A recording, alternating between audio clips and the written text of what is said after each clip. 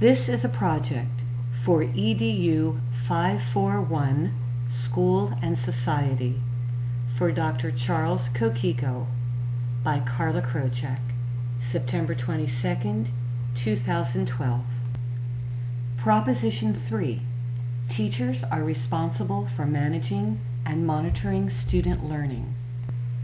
Trend 7. The percentage of American children living in families with incomes below the poverty line has increased continuously. Nearly 1 in 5 children are poor today. There are problems associated with low socioeconomic status, SES, that affect a child's learning abilities.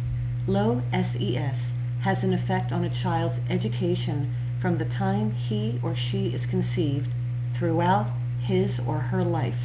Low SES families do not have access to sufficient health care. Therefore, a mother will not get proper prenatal care. Low SES children suffer from other diseases and illnesses, such as uncorrected vision, hearing problems, and other maladies, all which disrupt cognitive development. Low SES families lack resources to help or reinforce a child's education. They don't go on vacations, visit museums, or other activities that help middle and upper class families prepare their children for or reinforce what they learn. Many low SES families are from different ethnic backgrounds whose parents do not speak English. A young boy gets out of bed in the morning still hungry from the night before. There wasn't any food in the house because his father has been out of work for almost a year and they don't have money to buy the basic needs. A few days ago, he witnessed strangers coming into the house and taking the furniture because mom and dad couldn't pay the balance on a loan. He gets dressed for school by putting on clothes that are 2 sizes too big for him. Today is PE and he's supposed to have gym shoes, but the only shoes he has are oversized clodhopper boots mom picked up somewhere for free. He knows he will be teased by his classmates for his dress and derided by his PE teacher for his boots. He's hoping there is at least some cornmeal to make mush for breakfast because he is really hungry. There isn't. This is a real-life scenario that is repeated each and every day across the nation. Families and individuals so steeped in poverty, they don't have a place to live, food to eat, or clothes to wear.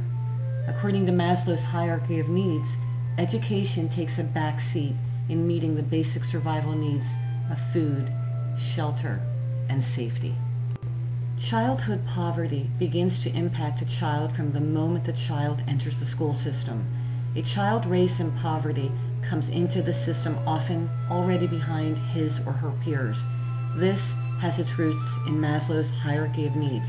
A child can't focus on learning when their whole energy is directed toward the first 2 levels of the hierarchy. If a child doesn't have safety and security, a place to live, and food to eat on a consistent basis, they are less able to focus on the business of learning. The lowest levels of Maslow's pyramid are made up of the most basic needs, while the more complex needs are located at the top of the pyramid. Needs at the bottom of the pyramid are basic physical requirements, including the need for food, water, sleep, and warmth. Once these lower level needs have been met, people can move on to the next level of needs, which are for safety and security. As people progress up the pyramid, needs become increasingly psychological and social. Soon, the need for love, friendship, and intimacy become important.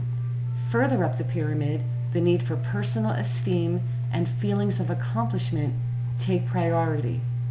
Maslow emphasized the importance of self-actualization, which is a process of growing and developing as a person in order to achieve individual potential. According to the work of Ruby Payne, students from families with little formal education often learn rules about how to speak, behave, and acquire knowledge that conflict with how learning happens in school. She recommends 9 interventions to help in raising achievement for low-income students. Build relationships of respect. Make beginning learning relational, collaborative. Teach students to speak in formal register, academic language. Assess each student's resources. Teach the hidden rules of school. Monitor progress and plan interventions. Translate the concrete into the abstract. Teach students how to ask questions. Forge relationships with parents. Learning and insights. In my discussion with my field-based supervisor, Robin Lycan, we discussed Maslow's hierarchy of needs and how Maslow's concepts impact a student's ability to learn. Robin offered much insight. While Robin did feel that those students in poverty who did not have their daily basic needs met were at a disadvantage, he stressed that he did not feel there was an absolute correlation between raising children in poverty and Maslow's hierarchy of needs. In other words, strong parenting can help overcome what these families lack financially. Robin expressed that parents need to be involved and help give their children a realistic view of the world. They must give them love and both quantity and quality of time while also setting disciplined boundaries. Robin shared a story that he had taught an 8th grade girl who was very disruptive in class. She wanted to buy a dress for a school dance, but she could not afford to. Robin told her that he would give her the money to buy the dress if she did her part and worked hard every day and asked for help when needed. The girl did follow Robin's request and she became more engaged in schoolwork. Robin did buy the dress after that. Robin mentioned that she became a better student, and he felt that because he made a promise to her and she followed through, she had developed trust in him.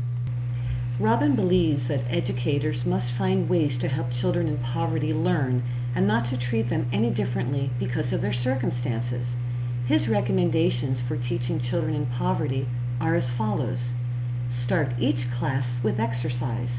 Play games, both interesting and educational, related to the curriculum topic.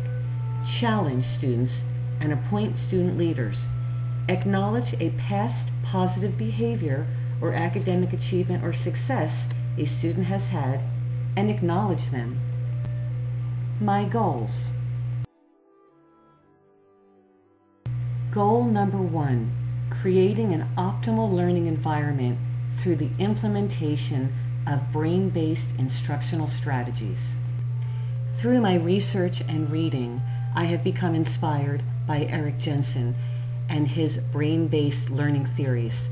I would create a classroom that is non-threatening, elicits care and compassion, uses novelty and exercise, and adheres to each child's unique learning style in tune with Gardner's multiple intelligence theory. Goal number 2, building relationships and keeping promises. I have been inspired by the work of Ruby Payne, and I understand that building relationships and keeping promises is vital when teaching children from poverty. This entails a holistic approach that goes far beyond the art of teaching. As a teacher, I must understand each and every child's uniqueness, their family life, hobbies and interests, strengths and weaknesses, and above all, understand that they must feel trust in me.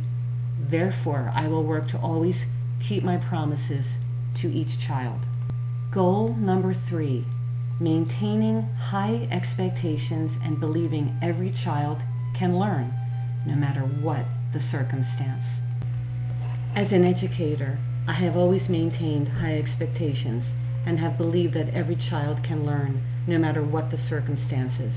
As Ruby Payne demonstrates, the formula rigor plus relevance plus relationships equal higher achievement. It is easy to feel sorry for a child and make excuses as to why they cannot learn. This would create learned helplessness in the child. My goal is to elicit the belief that each child can work to their fullest capability, and I would provide all necessary resources to attain this goal. You cannot teach a person anything. You can only help him find it within himself. Galileo Galilei. Citations for this presentation. The Consequences of Poverty on School Education, Hunter. Hierarchy of Needs, the 5 Levels of Maslow's Hierarchy of Needs, Cherry. How Does Poverty Change the Brain, Jensen. Understanding Poverty, Payne. Abraham Maslow, Bury. Creative Commons Music.